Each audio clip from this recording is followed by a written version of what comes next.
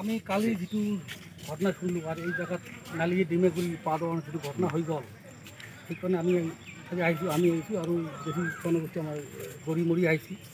আমি আহিলোঁ ইয়াত সেইটো শুনিলোঁ যে ইয়াত দুটা ফেমিলিৰ মাজত এটা মাৰপিট, দুটা ফেমিলিৰ লগতে এটা ফেমিলিত কি হাল্লা হোৱাৰ পিছত তেওঁ নিজৰ ভাটি উঠি লৈ আহি এই ফেমিলিৰ ওপৰত এটেক কৰে। এইটো এটা জঘন্য কাম কৰিছে, এইটোত আমি নিন্দা দিছোঁ আৰু গৰিহণাও দিছোঁ। আৰু এইকাৰণে আমি আজি ধুবুৰী জিলা আৰক্ষী অধীক্ষক আমি ফোন কৰি যোগাযোগ কৰিলোঁ যে অতি শীঘ্ৰেই আমি গ্ৰেপ্তাৰ কৰিব লাগে। আৰু এছ পি ছাৰে অলৰেডি আমাক কৈ দিলে যে আমি 4-5জন অলৰেডি আছে নাম এইকেইটা কেছ কৰিবই।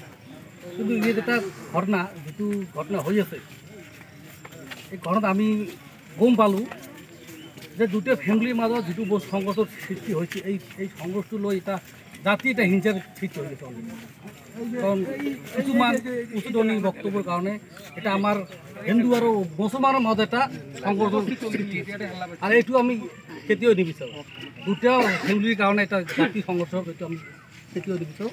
অলৰেডি আমি এছ পি ছাৰক কৈ দিলোঁ যে অতি সোনকালে যিবিলাক অন্যায় কৰিছে তাৰ শাস্তি হ'ব লাগে আৰু এৰেষ্ট কৰিব লাগে। অলৰেডি দুজনক এৰেষ্ট কৰিছে। যিজন মেইন ব্যক্তি তেওঁৰ বাবা আৰু তাৰ যিটো অলৰেডি দুজনক এৰেষ্ট কৰিছে। এতিয়া আছে তেওঁৰ শালা আৰু তাৰ মামা। আমি শুনামতে যিজন তেওঁ যিটো ক'লে তাৰ মামা আৰু তাৰ ল'ৰাটো শালাই এতিয়া আছে মেইন।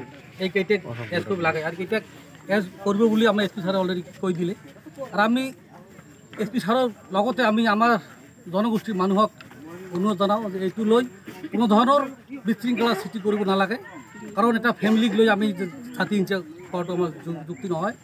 কাৰণ আমাৰ মাজত কিছুমান মানুহ আছে সৰু বস্তুটো ডাঙৰ কৰা এটা ষড়যন্ত্ৰ কৰে আৰু এইটো আমি অলৰেডি গম পালোঁৱে। আৰু অন্যায় কৰিছে, অন্যায় শাস্তি হ'বই। অলৰেডি আমাৰ পুলিচ প্ৰশাসনৰ পৰা আমাৰ বিশ্বাস আছে যিটো কাম কৰিছে অলৰেডি দুজন অলৰেডি ধৰিছে, বাহিৰলৈ ধৰিব। এতিয়া 2 নম্বৰ কথাটো হ'ল যে যি 5জন বা 6জন পলাতক আছে এইকেইজন অতি শীঘ্ৰেই হয়তো পুলিচ প্ৰশাসনে গ্ৰেপ্তাৰ কৰক। নহ'লে আমি আৰু আমাৰ যিটো বেছি গৰি মৰি আছে আমি অলৰেডি সভাপতিৰ লগতে আছোঁ, তেওঁৰ কমিটিখন গোটাই আছে। অতি সোনকালে এৰেষ্ট কৰক, অনুৰোধ আমি গণতান্ত্ৰিক আন্দোলন কৰাৰ কাৰণে বাধ্য হ'ম। কাৰণ দুজন ব্যক্তিৰ কাৰণে এটা জাতি হিংসাক এইটো আমি সেইটো নাভাবোঁ। কিন্তু আমাৰ কিছুমান মানুহে যিটো বস্তু বাঢ়ি আছে এইটো কাৰণে মই এই মানুহবিলাকক অনুৰোধ জনাইছোঁ বা আহ্বান জনাইছোঁ বস্তুটো বাঢ়াব নালাগে। সোনকালে যেনেকৈ হওক সলিউশ্যন কৰাৰ চেষ্টা কৰিব লাগে। যেনেকৈ হওক সোনকালে এটা সলিউশ্যন কৰিব চেষ্টা কৰিব লাগে। কাৰণ হাল্লাটো মানুহৰ মাজত হয়, কিন্তু দুজন ব্যক্তিৰ কাৰণে এটা জাতি গালি পৰাটো মই এইটো ধিক্কাৰ দিওঁ। এনেকৈ মই বহুত বস্তু শিকিছে যে দুজন ব্যক্তি হাল্লা কৰিছে, এজন মুছলমান ব্যক্তি হাল্লা কৰিছে, এই কাৰণে মুছলমান জাতিটো কিন্তু খাৰাপ নহয়। এইটো এটা অলৰেডি হৈ আছে। এইটো কাৰণে মই তেওঁলোকক গৰিহণা দিলোঁ এইটো যাতে নকৰে ভৱিষ্যতে আৰু শান্তিপূৰ্ণভাৱে আমাৰ এই জাগাত থাকিব লাগে। আগত যেনেকুৱা আছিল ভাতৃভাৱে আমাৰ মাজত এটা বন্ধুত্ব মিলপ্ৰীতি এইভাৱে থাকিব লাগে মই